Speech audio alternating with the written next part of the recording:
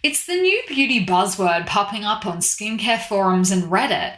But what is fungal acne? Do you have it? And how do you treat it? Stick around because we're going to take a look on today's episode.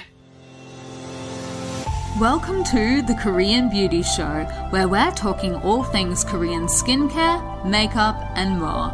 If you want to learn about the hottest trending products and ingredients straight from South Korea, then this is the podcast for you. Each week, we'll be diving in to take a look at the latest trends, as well as all the tips and tricks you need to perfect your K-beauty routine.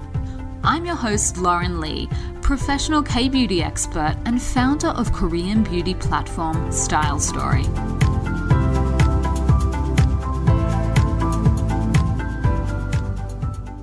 Hello and welcome back to another episode of the Korean Beauty Show podcast. On today's episode, I'm going to be taking a look at fungal acne, as well as some of the K-beauty products that can assist while you obtain medical treatment. So how do we know if we have fungal acne? Have you maybe never even heard of it? I know for me, it really isn't a concept that came into my, sphere until a couple of years ago when I started seeing this term fungal acne pop up everywhere on Reddit, on Facebook groups, forums, and things like that. So if you suffer from really stubborn acne that just doesn't seem to go away no matter what you do or no matter what acne products you've tried, it may be that the acne that you have is not the typical type of acne, but it is fungal acne. So fungal acne, unlike the name suggests, is actually not acne in the traditional sense. And acne in the traditional sense is caused by oil and bacteria. So when we're talking about fungal acne, it's actually caused by an overgrowth of yeast. And the yeasts that are clustered basically around our hair follicles. So if you've got small itchy, and itchy being really important here, bumps on your face that just won't budge, or if they get worse when it's hot and humid, then fungal acne might be something that you want to have a look into. So the first thing to know about fungal acne and the kind of yeast that causes it is that yeast is actually always on our skin. It's just that normally our bodies do a good job of keeping that in check. But when you get something like fungal acne, it's caused by an overgrowth of this yeast that's usually just sitting there on our skin. And there's a couple of reasons why that can occur. So things like weather, if you live in a really hot and humid condition, or if you're the type of person that is very susceptible to sweating, if you find yourself really sweating a lot, then those kind of things can contribute to this overgrowth of yeast, basically. If your immune system is weakened, so your health is not the best, that's another time when this kind of acne may strike.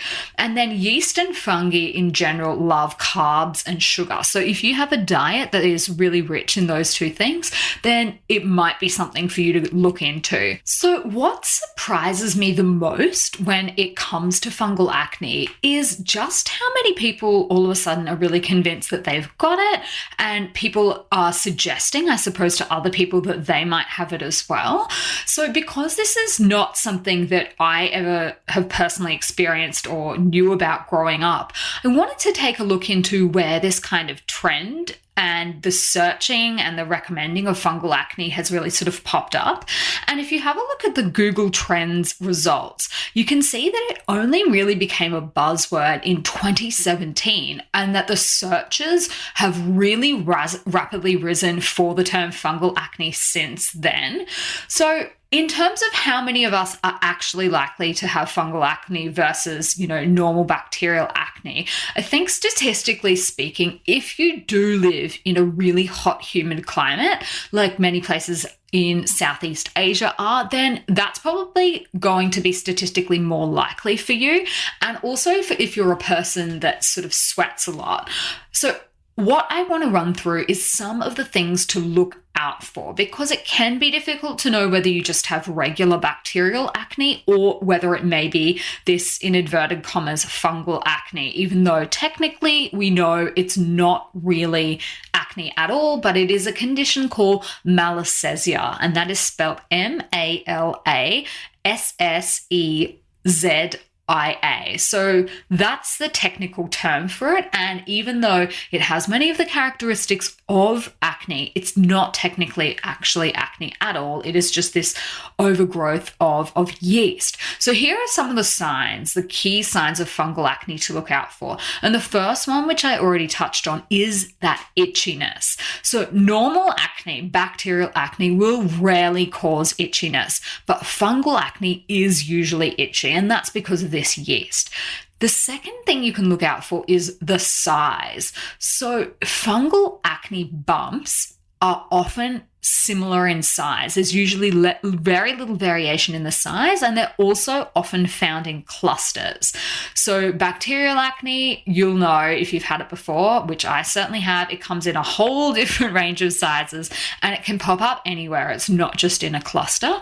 So the location can also be slightly different. So bacterial acne, you can get it on your chest and your back, but it is usually found on the face, whereas fungal acne, you can even get it on your arms. It can be in all sorts of different places: chest, back, face, arms.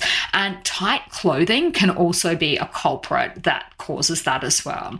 So before I jump into how to treat fungal acne, just a reminder, if you haven't already, we are running a competition at the moment on our Instagram at @stylesstory_kbeauty, and that is to win a one-on-one consultation with me to help match you with your perfect K-beauty products. If you would like to go into the draw for that, then all you need to do is leave a comment on our Instagram post. So jump over onto the gram if you haven't already done that and leave your comment, and you'll go into the running. Okay, so in terms of how we can treat fungal acne, well, the very first thing to take into account is this. Even if you have all of the signs that are associated with fungal acne, it's really important not to rely on your own diagnosis and to get diagnosed properly by a medical professional. And there are a couple of reasons for this. Number one is that doctors can swab it and do a quick analysis to see if it is in fact fungal.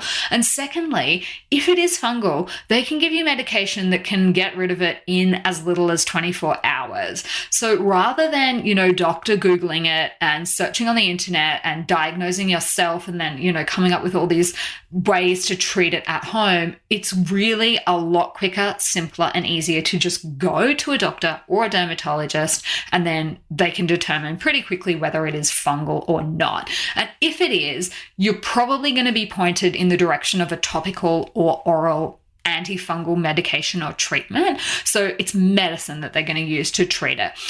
Anecdotally, apparently, you can also apply some kinds of anti-dandruff shampoo onto the affected area because some of them have components that are known to kill a species of malassezia. But I think with the right treatment from a doctor, you're probably going to be looking at clearing it up very, very quickly.